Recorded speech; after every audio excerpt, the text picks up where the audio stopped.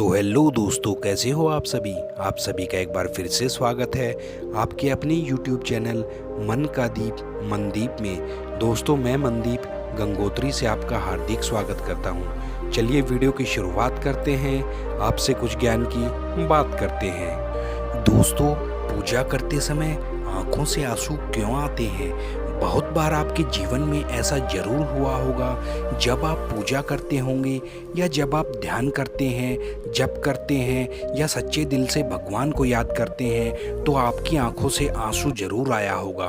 मनुष्य की आंखों से आंसू आने के दो कारण होते हैं, या तो वह ज़्यादा खुशी में हो या वह ज़्यादा दुख में हो। जब कोई मनुष्य रोता है तो उसका दुख कम होता है और उसका मन अपने आप को पहले से हल्का महसूस करता है, अर्थात नकारात्मक ऊर्जा के रूप में हमारे शरीर से आंसू रिलीज होते हैं और हमारे दुखों का नाश होता है।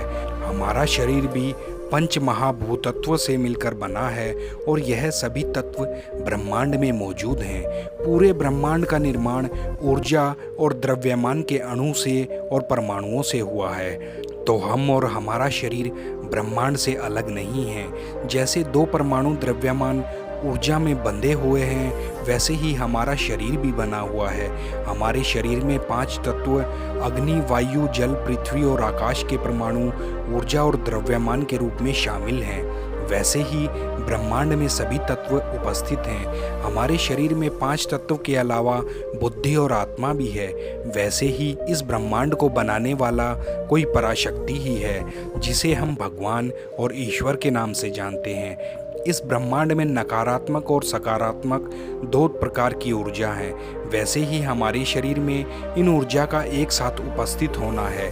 जब हम ध्यान, पूजा, जप, साधना करते हैं तो हम अपनी 5 इंद्रियों और बुद्धि का प्रयोग करके आत्मा के मध्य से ऊर्जा को रिलीज करते हैं, तो तरंग के मध्य से उस पराशक्ति यानी कि भगवान के सकारात्मक तरंग के साथ वो मिल जाती है, जिससे हमारे अंदर आनंद, खुशी, सकारात्मक आभा मंडल और चेहरे पे चमक उत्पन्न होती है, जिससे हमारे रोग दूर होते हैं, हमारे दुख दूर होते हैं और हमारे अंदर भरी हुई नकारात्मक ऊर्जा धीरे धीरे आंसू के रूप में बाहर निकलने लगती है। ऐसा होने से हमारी आत्मा और बुद्धि, इंद्रियां निर्मल होती हैं। हमारी आत्मा, बुद्धि और इंद्रियों का शुद्धिकरण होता है और हम उस परमात्मा से जुड़ा हुआ महसूस करते हैं। उस परमात्मा से हमें सकारात्मक संकेत मिलना शुरू हो जाता है।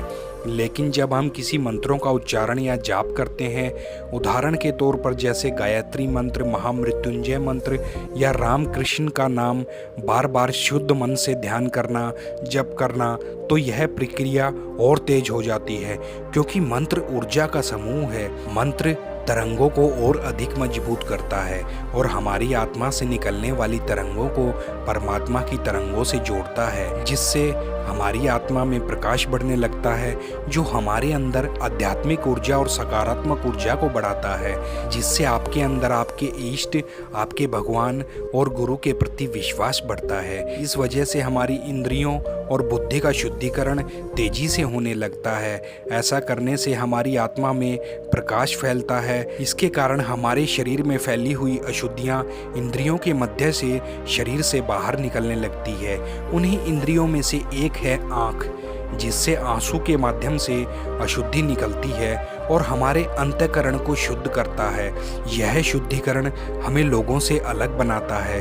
हमारे आसपास कुछ घटना होती है, जैसे दीपक की लौ का अधिक हो जाना, अधिक चमकना, अगरबत्ती का धुआं भगवान की ओर जाना, शरीर में खून के बहने की आवाज़ सुनाई देना, ब्रह्मांड में अजीब अजीब आवाज़ें सुनाई देना, प्रकृति के द्वारा संकेत देना, पशु पक्षियों की अच्छी घटना देखना, आकाश में बादलों के रूप में कुछ दिख जाना, पूजा का फूल गिरना, अच्छी खुशबू आना, चेहरे में चमक, दिव्य अनुभूति, आपके बोलने से घटना का सच में होना, आंतरिक खुशी, सकारात्मक ऊर्जा का बढ़ना, मन प्रसन्न होना, साहस का बढ़ना और बहुत दिव्य घटना घटने लगती हैं। लेकिन सभी मनुष्य को एक समान फल नहीं मिलता। ऐसा क्यों है? भगवान ने भागवत गीता के 7वें अध्याय में बताया है, कई हजारों मनुष्यों में से एक सिद्धि के लिए प्रयत्नशील होता है और इस तरह सिद्धि प्राप्त करने वालों में से कोई विरला ही कोई एक ही मुझे वास्तव में जान पाता है।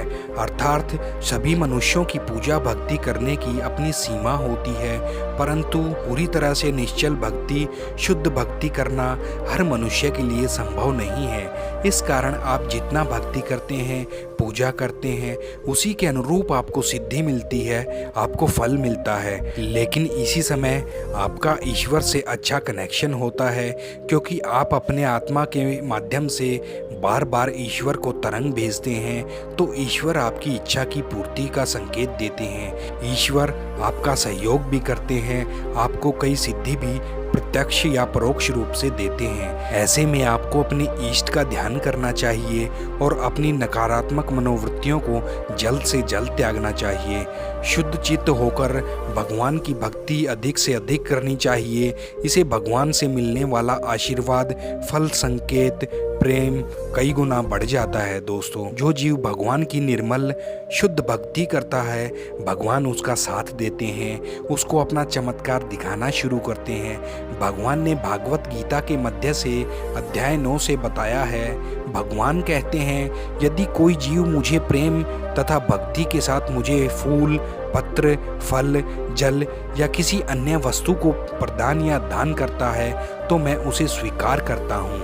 और जो लोग अनन्य भाव से मेरे दिव्य स्वरूप का ध्यान करते हुए निरंतर मेरी पूजा करते हैं, उसकी जो आवश्यकताएं होती हैं उसे मैं पूरा करता हूं, और जो कुछ उनके पास है उनकी रक्षा करता हूं।